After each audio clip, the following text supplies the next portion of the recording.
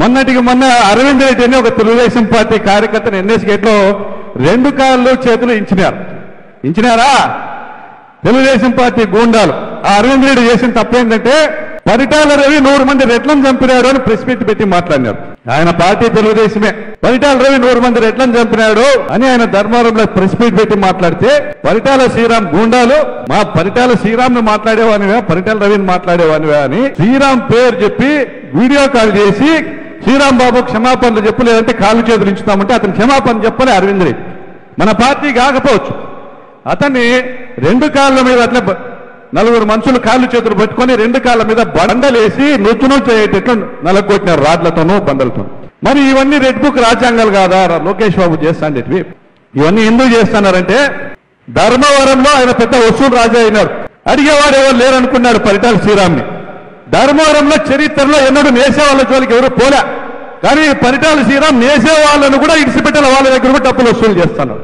ధర్మవరంలో ఆయన అపార్ట్మెంట్లు కడితే డబ్బులు లక్షలు ఇవ్వాలా, ఫ్లాట్లు వేస్తే డబ్బులు లక్షలు ఇవ్వాలా.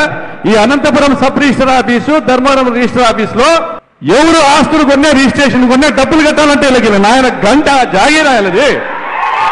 మేము ఎమ్మెల్యేగా పని చేసినాం యాడే కానీ ఎవరినో రూపాయి ముట్టనీలే.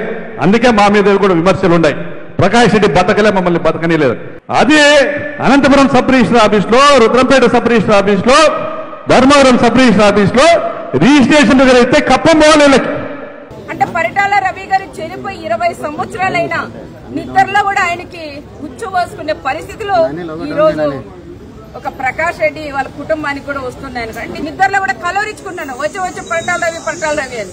అయ్యా 20 సంవత్సరాలైంది పరిటాల రవి చనిపోయిన తర్వాత కూడా మీరు ఎందుకు ఇంత భయపడుతున్నారనే విషయం కూడా చెప్తున్నాం. ఏ రోజు మీటింగ్ పెట్టినా ఏ రోజు పబ్లిక్ మీటింగ్లు పెట్టినా పరిటాల రవి గారి పేరు ఎత్తంది. ఏ రోజైనా నువ్వు మీటింగ్ పెట్టావా అని ఆయన్ని కూడా ప్రకాష్ రెడ్డిని కూడా నేను అడుగుతున్నావు. నువ్వు 45 రోజులు ఒక చిన్న కేసు పెడుతున్నా పరారైపోతున్నావు. నీ కార్యకర్తలందరినీ కూడా వదిలేసి నువ్వు పరిగెత్తుతున్నావు.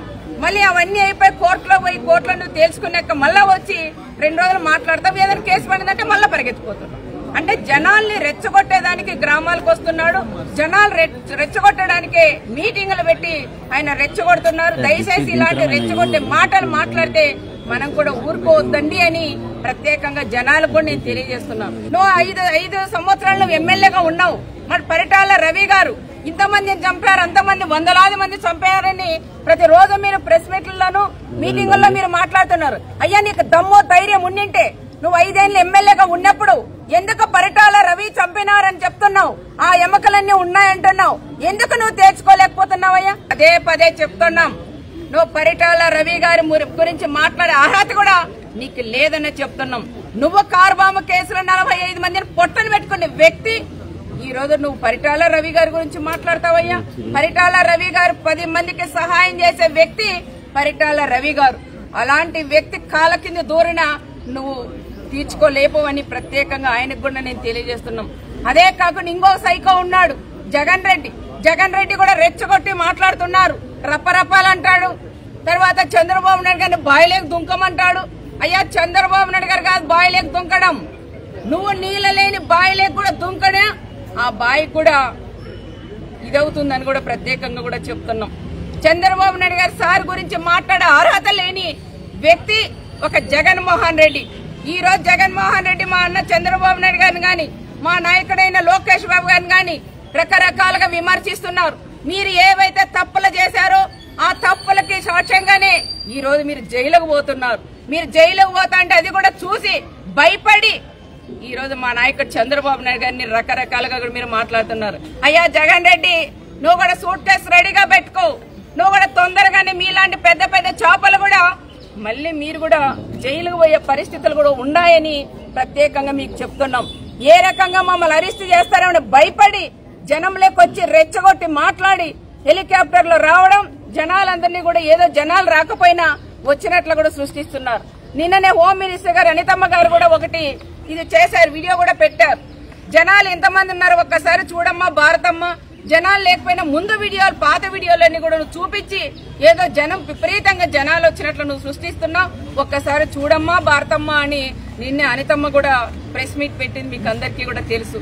ఇలాంటి నాయకుడు మన రాష్ట్రానికి వద్దు అని చెంపదెబ్బ కొట్టే 11 సీట్లు ఇచ్చారు. నెక్స్ట్ మళ్ళీ 2029లో ఆ 11 కూడా రావు, 0 వస్తుందని విషయం మీరు గుర్తించాలని ప్రత్యేకంగా కూడా చెప్తున్నాం. మళ్ళీ మేము వస్తున్నాం, మళ్ళా ఖబర్దార్ మేము చూసుకుంటామని ప్రతి ఒక్క చిన్నోడి నుంచి పెద్దోడి దాకా వైఎస్ఆర్ వాళ్ళు మాట్లాడడం అది కరెక్ట్ కాదయ్యా.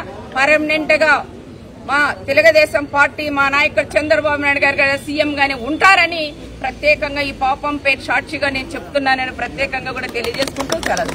ఈ వీడియో మీకు నచ్చినట్లయితే please share, like and subscribe R24 Telugu.